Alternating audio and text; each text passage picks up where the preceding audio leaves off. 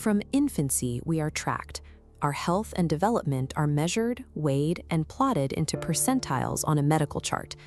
As we grow, the metrics become more complex.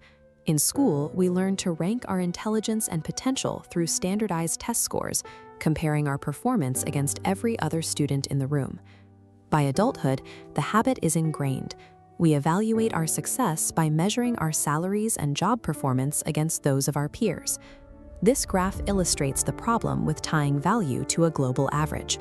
Because the data points around us are always shifting, our sense of personal achievement remains inherently unstable.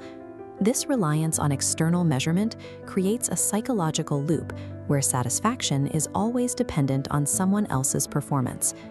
There is a story about a crow who was miserable with his life. He looked at the white feathers of a swan and the bright colors of a parrot, convinced that his own black feathers made him the saddest bird in the world. But when he eventually found a peacock, he discovered a bird trapped in a cage, living in constant pain because people kept plucking its colorful feathers for decoration. The peacock looked at the crow and admitted he was jealous. Because the crow was unremarkable, no one ever tried to catch him. He was the only bird in the zoo who was truly free. If our sense of worth is this easily swayed by a change in perspective, it raises a difficult question. How do we measure growth when our capacity to compete on that global scale is suddenly and violently destroyed? In December 2011, while performing evening chores on his farm, a 700-pound bale of hay fell from a tractor loader and crushed him. The accident shattered his T5 and T6 vertebrae. He was left paralyzed from the center of his chest down, told he would likely never walk again.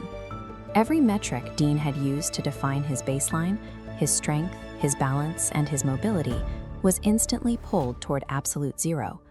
His entire personal average had been reset. With his previous capabilities gone, Dean was left with a choice. He could continue to measure his progress against a past that no longer existed, or find a way to rebuild from his new reality. Dean first found himself comparing his injured body to the person he used to be. This constant backward glance only led to frustration. During rehab, he fell into a second trap. He tried to keep pace with other patients during a group session on a weight machine. He pushed so hard trying to outdo his peers that he lost the use of his arms for 3 days. Whether he was looking backward at his past self or sideways at the people in the hospital with him, the comparison was equally destructive to his recovery. To move forward, Dean realized he needed a new way to track his progress, one that didn't rely on anyone else's numbers. He developed the personal average. You only measure performance against your immediate baseline. By moving to the next task quickly, you shrink time spent in bad scenarios. The good outweighs the bad, and your overall trend line moves upward. This shift moves the focus from external failure to internal consistency. By prioritizing recovery over the setback, the path forward becomes visible again. The sheer scale of their excellence made his own progress feel insignificant. For a moment, the external excellence around him almost convinced him to abandon everything he built. The turning point came when Dean realized that those elite athletes weren't tracking his average, and he had no reason to track theirs. He focused entirely on his own baseline.